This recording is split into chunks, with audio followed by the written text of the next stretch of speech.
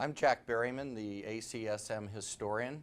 We're at the annual meeting in Denver, and this is part of ACSM's Distinguished Leaders in Sports Medicine and Exercise Science. The tables have turned a little bit. Usually I'm the one that's interviewing people, but several others have said, Jack, you need to be interviewed as part of this series. And one of those was Dr. Tipton sitting here. My friend Charlie Tipton is going to interview me today. And Tip, of course, is a former president of this group, former editor of the journal, and now a legacy member, honor award winner, on and on and on. Tip and I have also had sessions on history. We're co-authoring a paper on history, so I think he was the right person to be here today, so thanks, Tip. It's my pleasure, and I certainly thank you for our association over these years and for the opportunity to interview you for this important series. I'd like to start out, Jack. Currently, you're a professor in the Department of Bioethics and Humanities at University of Washington. Mm-hmm. You also were the first fellow with a background in history to be so designated. So tell us how a person with a background in history is now very prominent in the American College of Sports Medicine, and your education and your background that led you to be here. Okay, Tip. It sort of maybe a long answer. Well, I'll interrupt if necessary.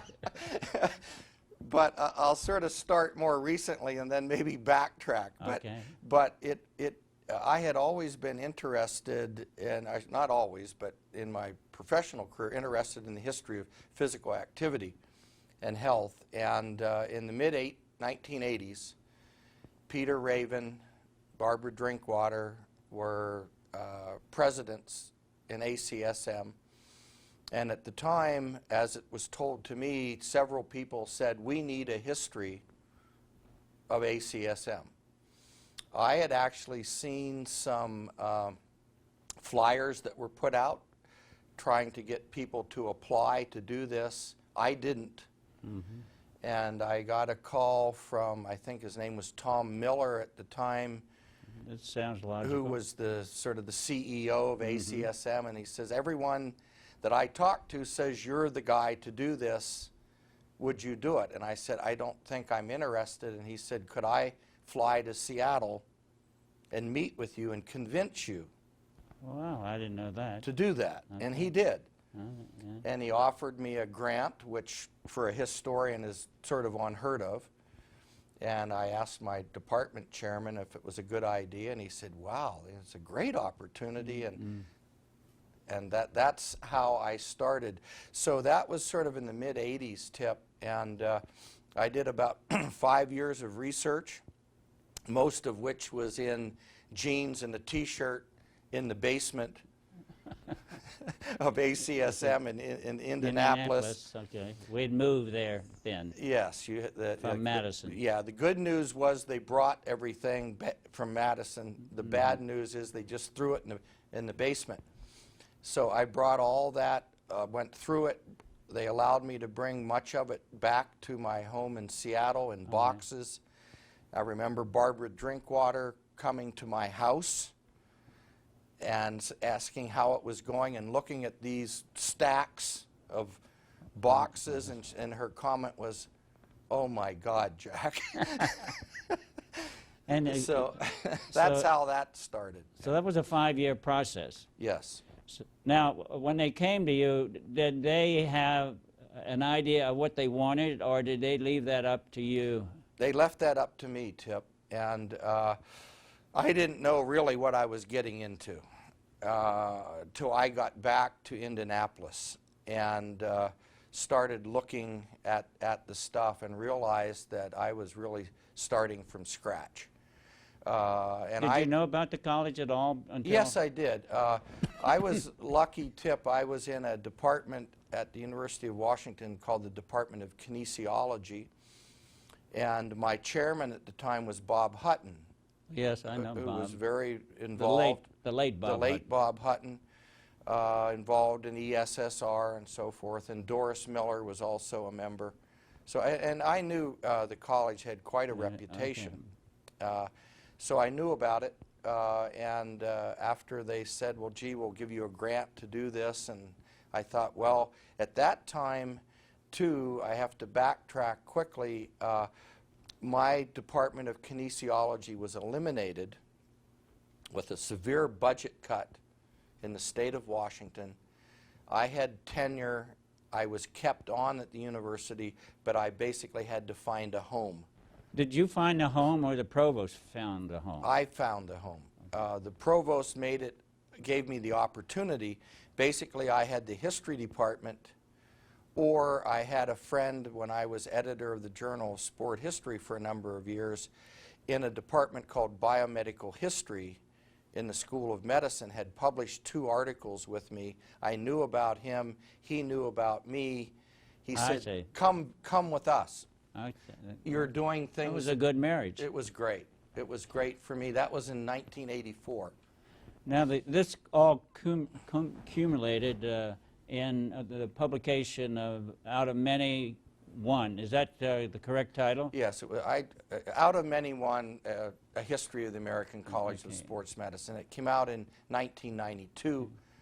Human Kinetics published it. It was a very laborious task, as you know, because I had 5 reviewers,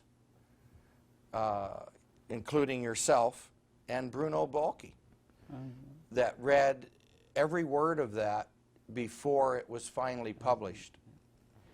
Now, since its publication, what activities have you been involved with the college that have related to an historical note and to emphasis? Yeah, the thing that came out of this is that I was appointed sort of the official historian for the college, something I've done since then. Was that a designated title or an indirect title? You were officially designated as the historian. Yes. Were you also designated as the archivist as well? No. Are you currently an archivist for the college? No. That's really a unique field that I'm not qualified to do. Oh, I didn't realize that. Yeah. What we've done that may be a little confusing is, since the book came out, we have formed a committee now called the Office of Museum History and Archives. And I've been the chairman of that committee since its formation. We have 3 members of that. But basically, I'm not an archivist, but one of our tasks has been to preserve and keep up the college archives. Okay. What about, you use or have the title museum. Is there actually a museum associated with the college? A little one. Okay.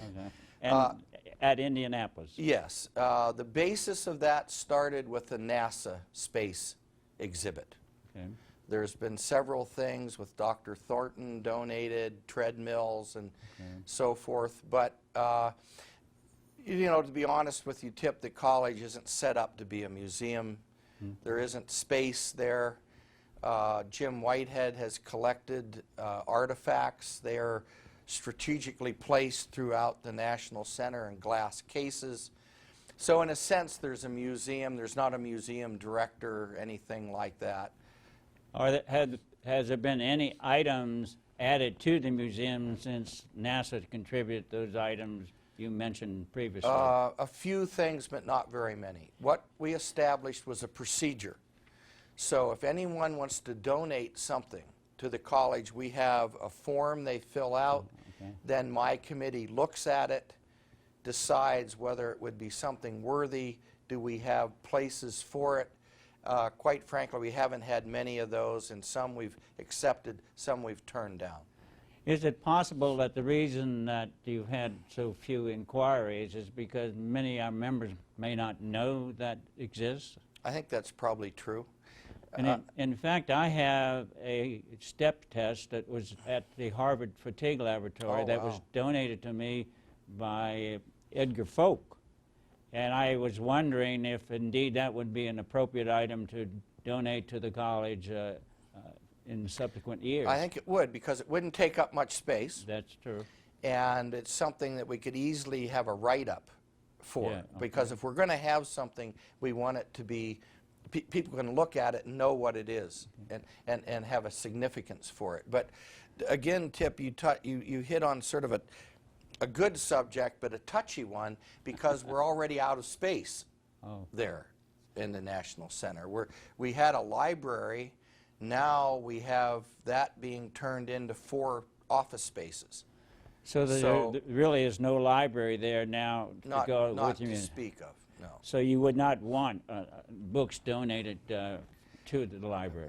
I think not. I mean, it's something that we haven't really sat down to discuss, but it becomes a matter of upkeep and space, and okay, if you have books, then wouldn't it be nice if people could come use them? Yes, I would think so too. And again, I think the reality of it, as much as I hate to say this, is that you would almost have to have a librarian or a caretaker or some way to deal with this. So, and this may come up later in the future, but if we're going to have an emphasis on history and museums and things like that, we need more space, we need more money to do it. Well, let me ask you a question that came up at the business meeting, and it pertained to the newsletter. In the early years, there was a newsletter. Yes. Is that record intact now? Yes. So we do have a record of the newsletter. Do we have a record of our bulletin? Yes. Okay. Yes, that's part of the archives. Okay. And that's an ongoing thing. I use the sports medicine bulletin all the time for my research. Okay. That was the best piece of material that we had. And what I've done since, Tip, you know now, is that it's all online. It's a weekly thing. So one of the things we've done for archives is that every weekly edition, we save hard copy in files of that record. Do you have an article in there about history? Or will you consider... we did it. We've, over the time, off and on, we've had things, especially at the 50th anniversary. We've had things in MSSE, but I think that would be important to do. And also about this series. A lot of people don't know about it. Let me back up a bit, Jack. In your department and within the college, are there any courses related to the history of sports medicine, or have you taught any courses related to the history? And is there other institutions that have a course in sports history, or the American College and sports medicine, rather? Yeah, I'm thinking not. I would imagine the same, but I was hoping you would say yes. Yeah, I don't know of any. When I came there in 1984, I was welcomed. I was basically doing the history of health. One of the first things I did was get involved with sports medicine. Okay. I started a class called the Rise and Development of Sports Medicine. It's a 400-level elective class. Okay. I'm teaching that again this summer. I've taught it since 1984. I've also started a class called The Pursuit of Health in America, and exercise is a big part of that. And I started another class, Concepts of the Body, in 19th and 20th century America, a history class. Physical activity, body composition is a big part of that. So really what I did, I think, Tip, was bring a lot of my old kinesiology, physical education interests into the medical school. Well, I guess what I'm trying to get to is that there is some emphasis about sports medicine in your course at the University of Washington, but you are not familiar with whether there are other courses and that would have not only a history of sports medicine, but some of the history of the American College of Sports Medicine in that history. I do not know of any. And No. I think I would know because in the past, anyone that wanted to do something like that has contacted me and asked me about it. Do you know if there are any other individuals with a history background or interest in our college, or are you the sole individual with that designation? Historians, I think I'm it. Yeah, I would assume you were, but I was just wondering. And let me ask another question. Do you know if other sports medicine organizations have a historian? I don't know for sure. My guess is they do not. I see. And that's the thing that I think I'm so pleased that, you know, people like yourself, Peter Raven, Barbara Drinkwater, have had an appreciation for history. And really all of the presidents since then have been very supportive. Now, since you've been in the college for this time, what activities are you familiar with and involved with that promoted the history of sports medicine for our members? I think you're putting me on the spot, Tip. Well, that's what I intend to do. I didn't know I was going to be grilled. I suppose very little. I think mainly what I've tried to do is that I've tried to present papers. You and I have presented some papers, but you know as well as I do, it's very difficult to get on the program. I've again published several things, particularly with the 50th anniversary. I've given not one but 2 Dill lectures. But I think you're selling yourself short because you haven't emphasized the D.B. Dill lecture, which is truly a historical part of. Well, I just did mention it. I had forgotten about it. Which I did 2 times. Yeah, the only person who's done 2 of them, I might add. Yeah, I did forget about that. Yeah. So, you know, I guess a little bit when you can. I think I'm honest enough with myself that a lot of the members probably don't care that much about history. I think our small committee is trying to make a presence. My idea with this series, and I think you were the first group I interviewed in this room in 2006. Yeah. Well, that's certainly true. Was as a historical archive. Yeah, I think it was very commendable. And we have needed. That was the intent, to have a record of people like yourself. But since then, Healthy Learning has come up, and we've had this DVD series now where they're going to be available to a wider audience on the ACSM website.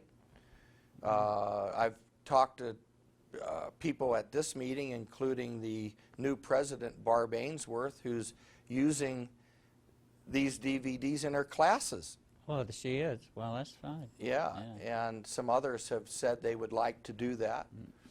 So it's a matter of making this more available to more people.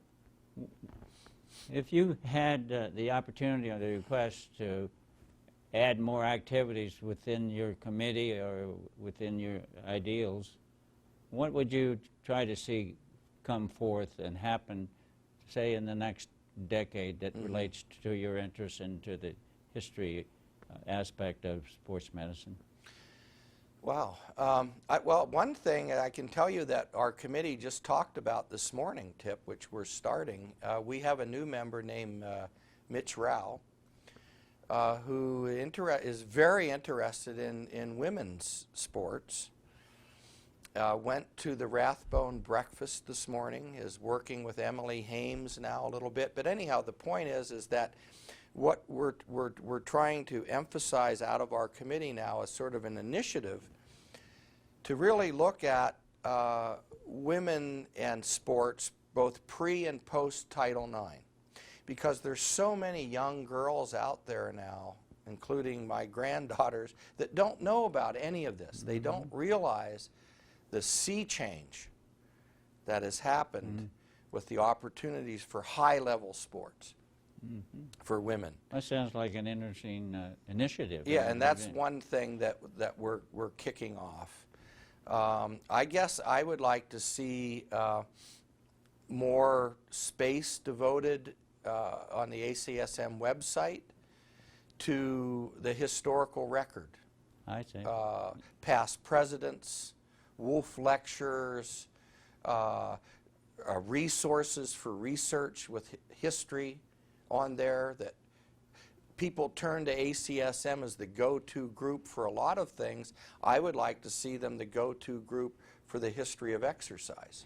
Now, is it possible that that's because the people who put out the newsletter or the bulletin don't come to you and ask for input, and maybe if your committee requested that they do, at least you would have the opportunity to present something, or keep it as it is with nothing, but at least it would be a step forward. I think that's something we should do, and you need to be on our committee with all your good ideas.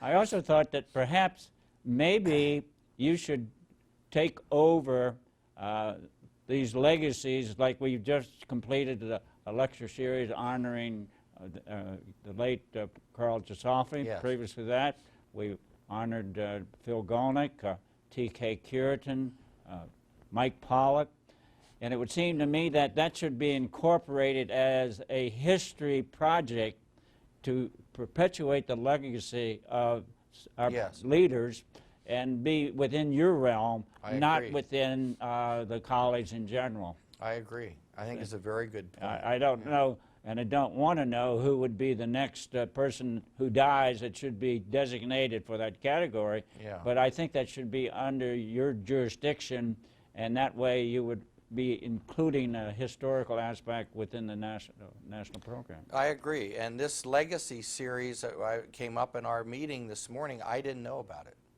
I see. Ah. That wasn't something I did. I wish I had, but I didn't.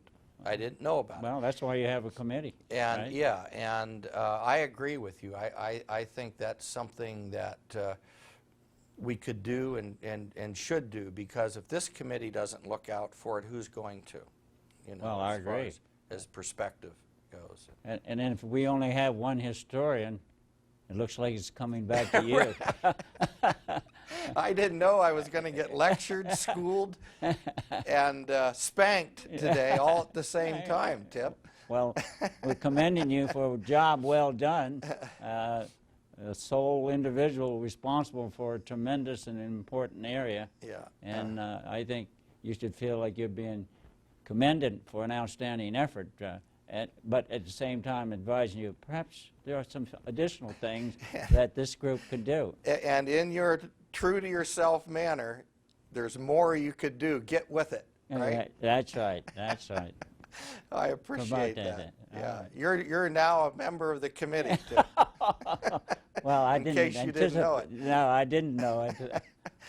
Nice surprise. Yeah, yeah. Now, do you have any last-minute things that you'd like to see happen within the college that relate to history? Yeah, I guess personally, in looking at the history, I'm particularly pleased in looking at my career and where the college is and what I know about the history of health. I'm very, very pleased at where the college has come, and I think they were the key players in making physical activity, obesity and so forth, a major part of the public health domain. Okay. That, I think, is crucial.